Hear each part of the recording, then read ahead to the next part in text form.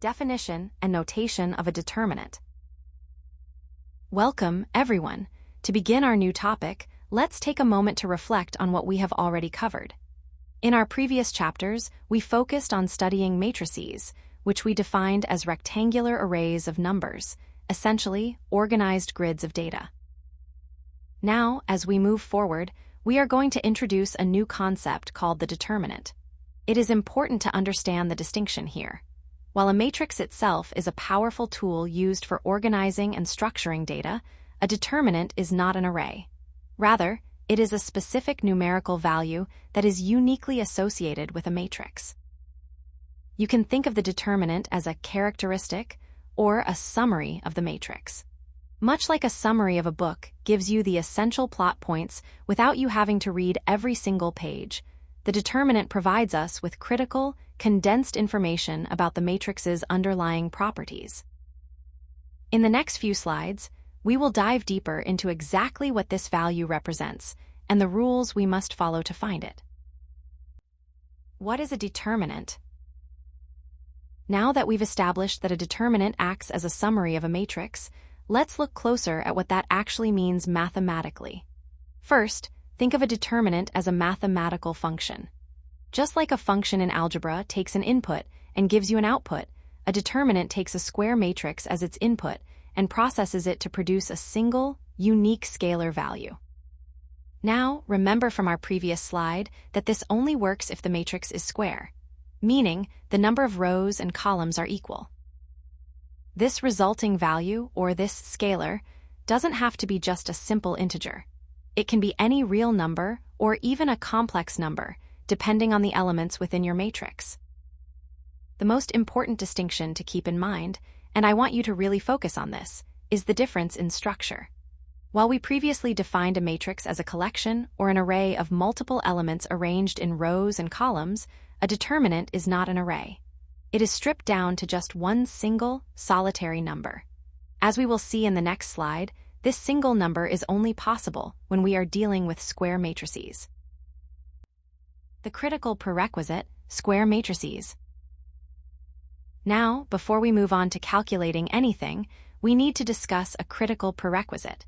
If you forget this rule, you'll run into trouble later in the course. The most important rule to remember is that only square matrices possess determinants. So, what exactly makes a matrix square? Well, a square matrix is simply a matrix that has an equal number of rows and columns. This could be a 1 by 1 matrix, a 2 by 2 matrix, a 3 by 3 matrix, and so on.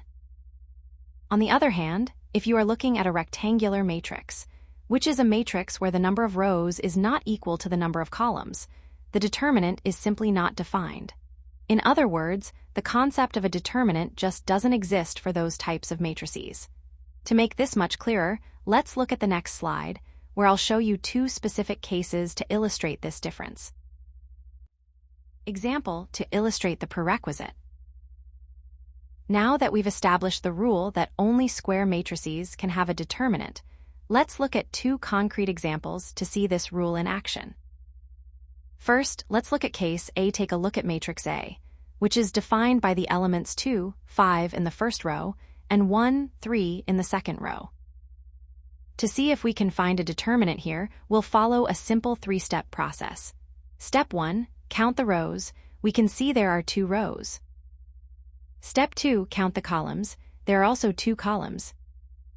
Step 3, because the number of rows equals the number of columns, we can confirm this is a square matrix. Therefore, our conclusion is that matrix A does indeed have a determinant. On the other hand, let's examine case B. Consider matrix B, which contains the elements 1, 2, 3 in the top row and 4, 5, 6 in the bottom row. Let's apply the same check. Step 1, count the rows. We have 2 rows. Step 2, count the columns. Here we have 3 columns. Step 3, since the number of rows is not equal to the number of columns, this is what we call a rectangular matrix. Consequently, our conclusion is that matrix B does not have a determinant. This distinction is vital because, as we will see in the next slide, once we identify a square matrix, we can then use specific notation to represent its determinant. Notation of a determinant. Since a determinant is a value derived directly from a matrix, we need a clear way to distinguish between the matrix itself, which is that array of numbers we've been looking at, and the determinant, which is the single numerical value we calculate. It's very important not to confuse the two. If we are working with a square matrix, let's call it A, there are 3 common ways you will see its determinant represented in your textbooks. First, we use vertical bars, written as absolute value of A. Notice how the brackets change from square to vertical. Second, we can use the det operator, which we simply pronounce as det A. And third, you might occasionally see the uppercase Greek symbol delta, which we call capital delta. I want to emphasize this important distinction before we move on to our real-world analogy. When you see A enclosed in square brackets or just the letter A by itself, we are referring to the matrix, the actual collection of numbers. However, when you see A enclosed in vertical bars or written as det A, we are referring to the determinant, that single, specific number we are trying to find. Keeping this distinction clear will save you a lot of confusion when we start performing actual calculations in the next few slides. Now that we understand what a determinant is and the rule that it only applies to square matrices, let's talk about how we actually write it down. Real-world analogy. Think of a determinant as a digital fingerprint or a checksum of a matrix. Think about it this way. A human being is an incredibly complex biological entity made up of countless cells and features, yet a fingerprint is just a single, simple pattern that uniquely identifies you. Similarly, a square matrix can be a large, complex collection of many different numbers, but the determinant acts as a single, summarizing value that captures the essential identity of that matrix. This isn't just a neat way to remember it. This fingerprint has profound implications in higher mathematics and physics. For instance, this single value can tell us whether a complex system of equations has one unique solution, or if a geometric transformation is going to stretch, squash, or even flip the area or volume of a shape. Now, I know we've just gone through the formal definitions and the notation, but you might be wondering, why do we actually care about this single number? To help you grasp the concept intuitively, let's step away from the formulas for a moment and look at a real-world analogy. So, as we move into our final summary and look at common pitfalls, keep this idea of a summary value in mind. Key takeaways. First, remember that a determinant is not just another array of numbers. It is a scalar value, which simply means it is a single, specific number that is uniquely associated with a square matrix. Second, there is one non-negotiable requirement. Only square matrices possess determinants. As we saw in our earlier examples, this means the number of rows must be exactly equal to the number of columns. If the matrix is rectangular, the determinant simply does not exist. Third, let's quickly review the notation so you don't get confused in your future calculations.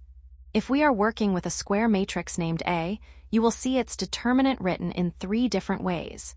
Using vertical bars, like the absolute value of A, using the det operator, written as det A, or using the Greek symbol delta. Finally, the most important distinction to keep in mind is the difference between the two concepts. A matrix is an arrangement or a collection of numbers organized in rows and columns, whereas a determinant is the single numerical result derived from that arrangement.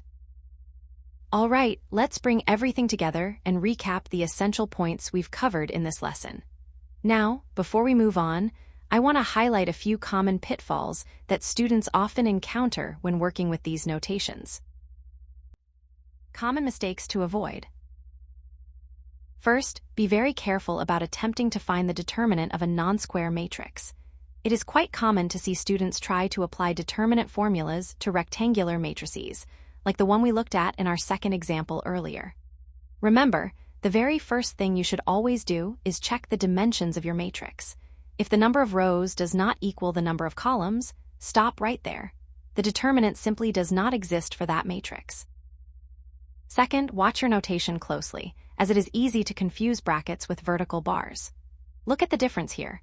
When you see a matrix written with square brackets, such as a B, C, and D arranged in 2 rows and 2 columns, that represents the matrix itself, the data structure. However, when you see those same elements enclosed in vertical bars, such as a B, C, and D between 2 single vertical lines, that notation refers to the determinant. The vertical bars are a signal that a specific calculation is required to find a single numerical value. Keeping this distinction clear in your writing will ensure you don't confuse the container with the result. Now, as we wrap up this lesson, I want to highlight 2 common pitfalls that students often encounter when they first start working with determinants. Please pay close attention to these, as avoiding them will save you a lot of frustration in future topics. With these foundational rules in mind, you are now ready to move on to the actual methods of calculating these values.